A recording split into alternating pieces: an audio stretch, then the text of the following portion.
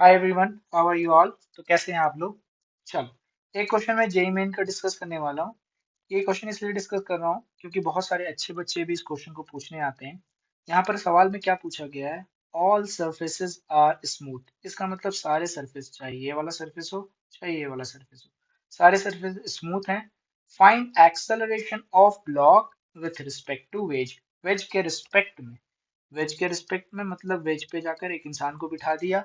अब ये इंसान बैठा हुआ 8 kg ब्लॉक का एक्सेलरेशन क्या बताएगा। तो इतना तो पता है, जब भी एक्सेलरेशन बताएगा वो किस डायरेक्शन में एक्सेलरेशन बताएगा, along the incline plane. Let us say small acceleration, acceleration जो है स्मॉल ए मैंने बोल दिया। ओके। अच्छा ये बताओ, तुम खुद सोचो कि सारे सरफेसेस स्मूथ दे रखे हैं, इसमें नॉर्मल रिएक्शन ऊपर की तरफ लग रहा होगा N1, तो इसका रिएक्शन पेयर इस वेज के ऊपर किधर लग रहा होगा, डाउनवर्ड डायरेक्शन में लग रहा होगा N1। ये N1 क्या करेगा, इस ब्लॉक को लेफ्टवर्ड डायरेक्शन में चलाने की कोशिश करेगा। ठीक है, तो लेफ्टवर्ड डायरेक्शन में मैंने मान लिया एक्सेलरेशन क्या है, A। अच्छा, जैसे ही इस वेज के रिस्पेक्ट में देख रहे हैं, तो इस 8 kg वाले ब्लॉक पे राइटवर्ड डायरेक्शन में लग रहा होगा सूडो फोर्स 8 कैपिटल ए। ये कैसे लिख दिया मैंने, mass of the body which is 8 into acceleration of the frame. ठीक है ना, 8 ए। ठीक है, चलो। तो इसका मैंने कुछ फ्री बॉडी डायग्राम बना के रखा है, इसको देख लेते हैं और इसको इक्वेशन को समझ लेते हैं यहाँ पर। ठीक है, चलो। बहुत अच्छी बात है। यहाँ पर देखो, एक दो चीजें यहाँ पर जो दे रखी हैं उसको देख लेते हैं सबसे पहले। तो सबसे पहला यहाँ पर हमें सूडो फोर्स पता है क्या होगा, 8a। मैं उसको लिख लेता हूँ, ये 8a लिख लिया है। नॉर्मल रिएक्शन N1, ये चीज मैंने लिख लिया है। 8g, 8g मैंने लिख लिया है। ये तीन फोर्सेस हमने लिख लिए हैं, ठीक है ना।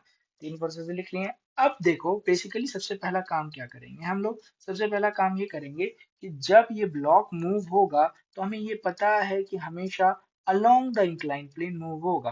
कहने का मतलब क्या है कि ये along the incline plane accelerate होगा with an acceleration of small a. Perpendicular to incline plane इस ब्लॉक का कोई एक्सेलरेशन नहीं होगा। इसका मतलब क्या होता है, इसका मतलब ये होता है कि perpendicular to incline plane block का मूवमेंट नहीं है। इसका मतलब मैं क्या बोल सकता हूँ, इस डायरेक्शन में force which is N1 plus 8a sine 30। ठीक है ना, N1 प्लस 8a साइन 30 किसके बराबर होगा, इस डायरेक्शन में फोर्स के बराबर होगा। कौन सा डायरेक्शन, देखो ये वाला direction which is 8g cos 30। तो ये इक्वेशन लिख दिया मैंने, 8g cos 30।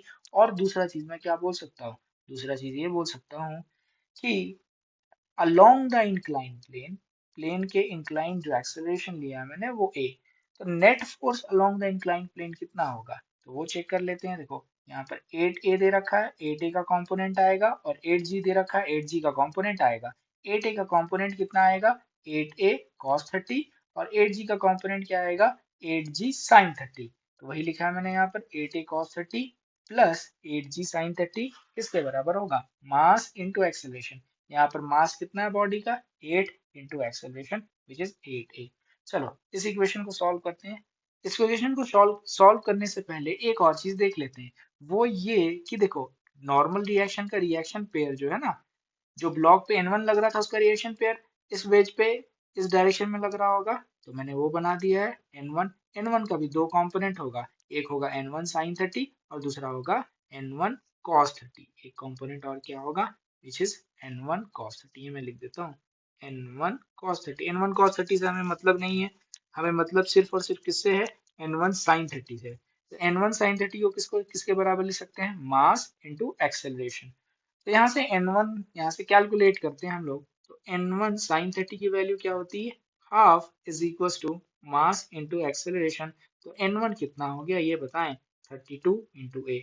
जैसे कि N1 की वैल्यू आ गई, तो N1 की वैल्यू कहाँ सब्स्टिट्यूट करेंगे, यहाँ पर। तो इससे हमें क्या मिलेगा, इससे हमें कैपिटल ए की वैल्यू मिल जाएगी। इसको लिखते हैं 8g cos 30 is equal to, N1 की वैल्यू लिखो 32a प्लस 8a साइन 30 की वैल्यू हाफ। तो राइट साइड क्या आ जाएगा, 36a, 32a प्लस 4a बनेगा ना।